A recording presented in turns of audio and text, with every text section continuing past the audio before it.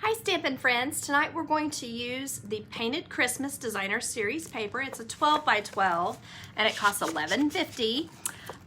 It is from the August through December mini catalog. I'll just show you a quick run through of the different papers that are in it. It has this one with the reds and the greens. The background is kind of almost like a mistletoe print. And then it has these pine cones.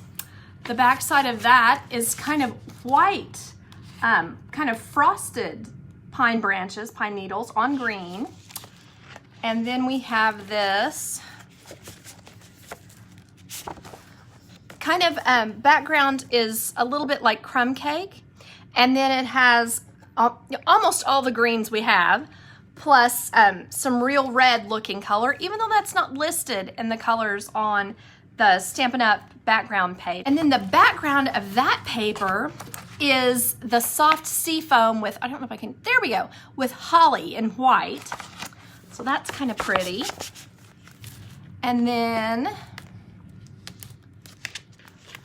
the other piece, the next piece, is just a background of kind of some crumb cake with some early espresso colored pine cones on it. And then some hash with both, it says cherry cobbler and calypso coral on the background. And then it has, let's see here, this, which doesn't really look super Christmassy, but it has some kind of, some things maybe you could use other times of the year. It reminds me a lot of the green floral paper that we had recently. And the other side is, again, kind of an all-occasion sort of evergreen, just little tiny leaves.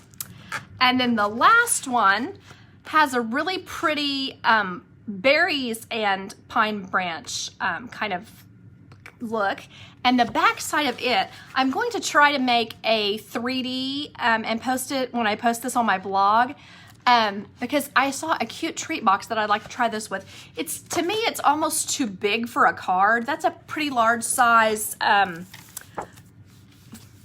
know, when you think about putting other things on there. Now you could, I mean, not to say you couldn't, I mean, but just, it's a lot going on. Like if you do this and then you've just kind of got a lot of little balls there. But I think it would be super cute for a treat box. So I'm going to try that in the next couple of days and get that posted on my blog. Now we'll be back tomorrow night. I got a little close. I got kind of a catch in my neck, so I wasn't able to do this on Monday. But I will be back tomorrow night with the pumpkin set. That I know we all love that pumpkin set. So I will try to come up with some fun little things with that. And then next week's Designer Series paper will be that Blackberry Beauty paper, and it's really pretty paper. I think it's one that's really easy to use without the matching stamps. And that's what I'm doing with this particular series of just showing the paper, is I'm trying to show what you could do if you don't have the matching stamp set, but you have some other Christmas things that you can throw in and just kind of give it a little more of a look. So let's get started. I'm also getting a new piece to go to hold my phone, and that will make it where it will, I think, be a nicer picture of here. Someone last week had said, oh, I'm having trouble seeing, so I don't want that to be a thing. So I am going to do something about that. All right, first I thought I would start with a simple one that I've shown you all a couple of times, and I hope it doesn't get boring. But I do love to cut out the little pieces like what are on this pine cone paper and put them around a sentiment. The good thing about doing this is you're able to use these edges, places where it goes off the edge, because you can just tuck them under the sentiment shape that you've cut out. So I went through here trying to decide, it would look good on just a solid like I've done here. And I considered putting it on this, but it becomes kind of busy. So I just kind of decided that might be too much and that too many greens going on. And I actually thought that this side might actually even look better when you start adding some of these pieces around. And so what I would do is lift this up and put them underneath. So then I was trying to go in between, and I was very surprised when I think my favorite one with this is actually this pine cone print. And strangely enough, with this green base. I probably should have changed my paper background here. Sorry about that. It's a little hard to see on this. This is just jade, and then this is our soft succulent. So it does kind of, it looks like it's just not quite a match because they're pretty close in color. So anyway, if you can see here, that this one, I think this really pops and kind of makes the pine cones look even more beautiful. Just my opinion, but it's one of those things where you can do your own playing around with it and see what you think looks the best.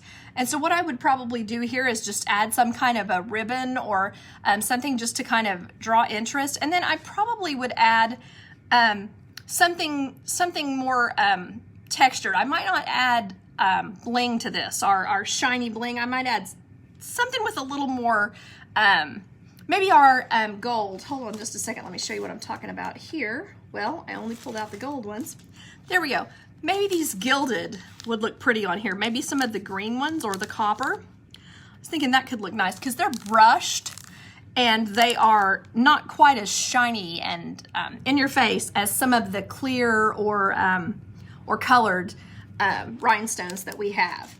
This is actually also going to be the special starting tomorrow, half of one of these when you place a $50 order and use this host code. Let's see here, let me put it where you can see it. When you use this host code and you're ordering outside of my local club, you will receive half a pack of these and cut in this little cute thing. I have a newsletter, so if you don't receive my newsletter, be sure and message me or and I'll send you a link, or go to my blog to sign up for my newsletter so that you don't miss out on things like that and being able to see all the things that are available. Okay, so for my next card, I kind of just wanted to show you the differences in the colors. This one, I feel like this is on Real Red. I feel like this really makes this pop. And here is one of the other ones on Cherry Cobbler. I kind of think the Cherry Cobbler is a bit dark, but I actually kind of think it's better with this one and maybe here instead. So you just kind of have to play around with this. Sometimes they tell you things are a certain color and that's what they're supposed to go with, and sometimes they'll go with other things too that they don't necessarily list from Stampin' Up. So on this one, I thought it would be cute to put the Fa La La La La. Now this is from a Christmas stamp set, and if I can figure out where I set it on the table, I'll show it to you. It has a lot of great Christmas possibilities. It's called Holly Jolly Wishes. And I've been using it a lot because it has a lot of big images that are sentiments. So that's what I'm using for most of my sentiments here, or all of my sentiments, cutting them out with different dies that I already had. So with this one, I had Fa La La La La, and I thought it would be cute. These are actually from the Festive and Bright bundle. And so I thought these little die cuts, once I pop this up, add some ribbon at the bottom, I think this will make a very cute little thing. And I think I'll just go ahead and kind of show you what I'm going for here. I like this rich ruffled Real Red ribbon, so I think I'm going to put that across the bottom.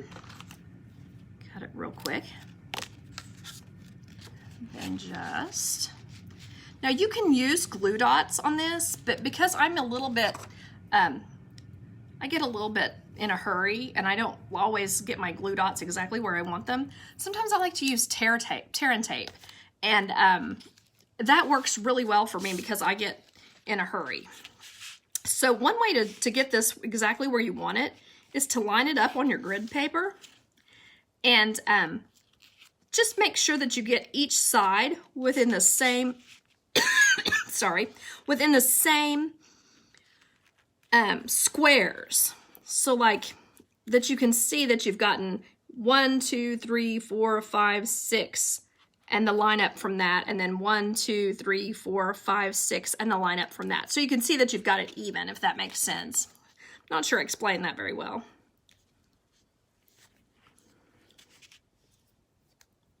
You do have to have 2 hands to tear it. So that might be a plus for the glue dots. Okay. Then now that I have that on there, I'm just gonna tie it across, or tie a little loop through here. You could put a bow, of course, but just think of, sometimes these are flatter for when you're mailing. So I do like to, when I can, I like to save money and only use the regular forever stamp weight and not have to pay, you know, if you have it over a 1/4 inch thick, you have to pay the non-machinable surcharge. So try to avoid that when I can. Sometimes it's worth it, or, you know, you're being special or whatever, but for just mailing, you know, 120 cards, I like to try to save when I can. Okay. And then I'm just going to put this on here.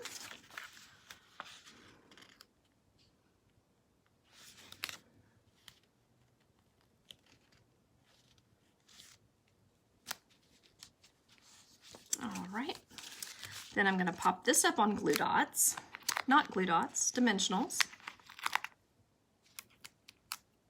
Hope everyone is doing well tonight. I'm enjoying this cooler weather, but they say the warm weather's coming back, so I guess I'll deal, because not a big fan of winter. I do like 75 and 80, but anyway, so there's that. This is just a real simple way to put your card together, and you could do these a variety of ways. I'm sure I don't have to tell you this, but just to kind of give you some ideas. You could put them like all in a bunch going down so that it looks like kind of like a little clump.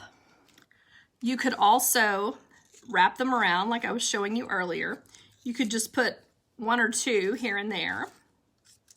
Maybe do it like that. And you can also curve these in a complete circle. And you know, you'd take a lot more than, I only punched out 5. But you could put them in a circle and make a wreath around this. So I find these little festive and bright pieces to be really useful. So just my opinion on that. So I'm just going to tuck a couple of these on the corner here, and I'm going to use my glue dots. And I'm just going to pull them slightly apart, because I don't want a whole one, because these are small little things. And I can go back in with my Mono Multi green capped glue and get it, you know, stick every piece down. But what I like about using the tiny bits of glue dots is it holds it while you're playing with it. And you can still move them around, but yet you don't have to worry about smearing glue on things. So that's kind of where I'm coming from on that.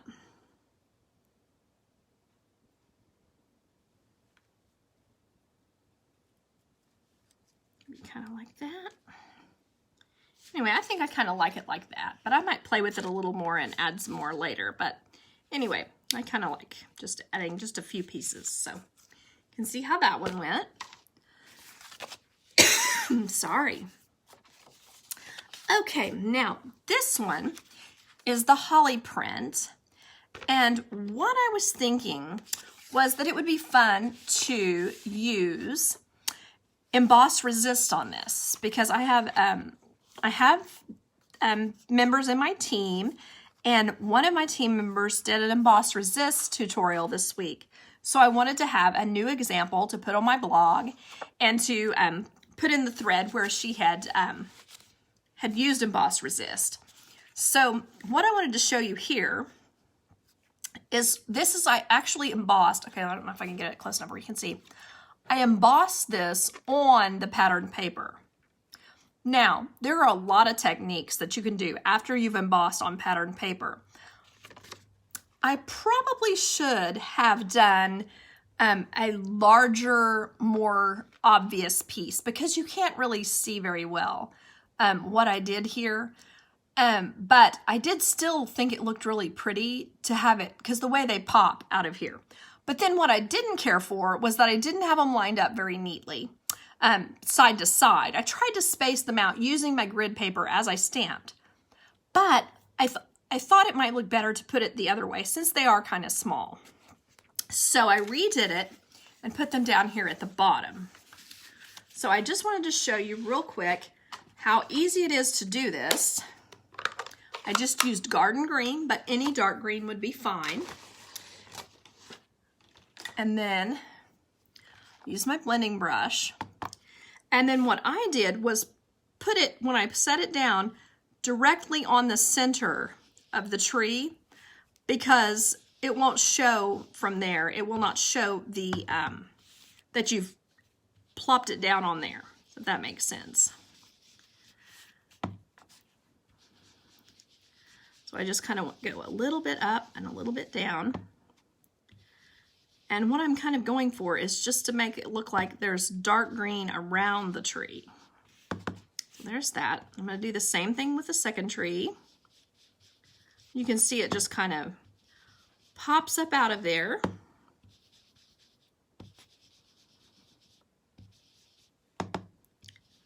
And the longer you spend on this, the brighter and more obvious it will be.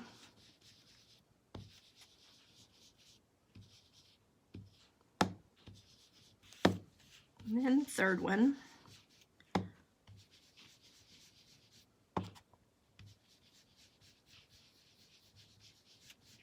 And I still didn't quite get these exactly right, but if I had used my Stamparatus, I would have done a fantastic job. It would have been a lot easier to get them even and stuff.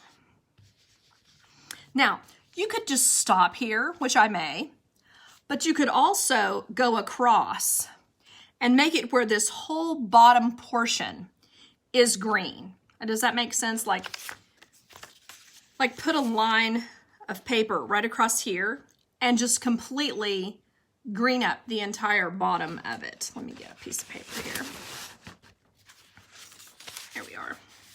So I might just go ahead and do that. So you can see how this would look if you just stop there. Then I'm gonna put a piece across here. And I wanna, if you look at this as you're lining it up, trying to decide if you've got it even, you wanna have the same amount of paper showing at this side to get it even, so that you have a line, because there will be a line here at this point. And I'm still not going to get it quite as dark on these edges as I did in the middle. Oh, I'm glad you like that, Lisa. I think it looks nice too. And it's not very difficult. It's something kind of fun to do that adds quite a bit to your cards.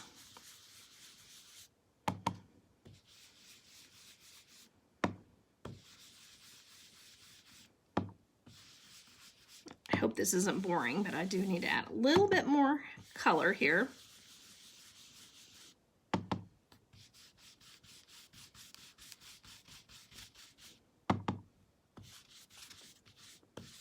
Trying not to get a big blob.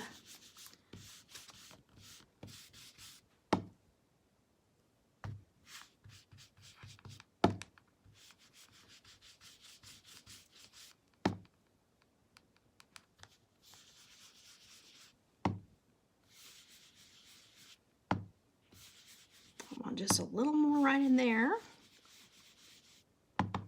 Now, when I'm done with this, if we don't like how this looks, that's a great place to put some ribbon. Just right across the line here. Try just a little bit more. One thing that you do want to do when you're finished with this, and let's just assume I'm finished. I may come back, but let's assume I'm finished. You want to take a piece of tissue, just like regular tissue paper, and get some water and clean up where you've been putting green on top of here, because this resists it. So see how I'm pulling that off and it's just getting almost white. It's really coming clean. So you want to clean those up. I'm probably not going to clean them all, but I'll work on, ooh, got some water everywhere. How about I close that up so I don't make a worse mess? You don't want to get it super wet. You just want your tissue to be slightly damp. So Just kind of clean that up like that. I'll go ahead and get the worst of it off there. Okay, and then you just want to get it dry before you move on. Okay, so there you can see that I've just got a straight line across there. So I can mount that on my garden green paper, or maybe on white. This could look really nice on white. Let's see here, I've got a piece of white. That might make it pop even more. I think it does. And then put our sentiment across the top. And so that you've really made use of the paper, and you can see, if you look close, you can see how varied the paper is underneath here. So that's why it's not going to ever get white, because a lot of the paper is this green, which you could do this on white as well and have a different and nice look. So just another possibility for that. So I think if I were going to put this on the white, I think I would use white ribbon. So let me try a couple of different ones for you. This one is just shiny and it's see-through, and that could be really pretty, especially if we used our stars. Now I have some stars somewhere here, but I think I carried them off. But there are some purple stars in they're kind of in the Halloween suite, but they look great on the top of our little trees. So that is something to consider, to add more shine and more fun to your trees and things as you're stamping, even at Christmas time. So that is probably what I will do to the top of those. And then same thing with this, I'll use my tear and tape to tie it down, and then I'll pop it up on probably this white paper. And then maybe just add a few more bling here and there, because you could put your stars here and then also put them around your sentiment to add emphasis. So anyway, we made this card. We imagined this card. We'll put a little more on here, I think, after a little more time. And then we also imagined, oh, I've let these all fall off. I was trying not to waste your time by showing you the same things over and over. There we are. This with the pine cones. So I think you can see how it would be pretty easy to use these papers, even if you don't have the matching stamp set. But if you do have the matching stamp set and dies, it is a gorgeous set. But just something to think about if you find yourself only with the paper for some reason. Maybe you've done a paper share or something like that. So I appreciate you watching.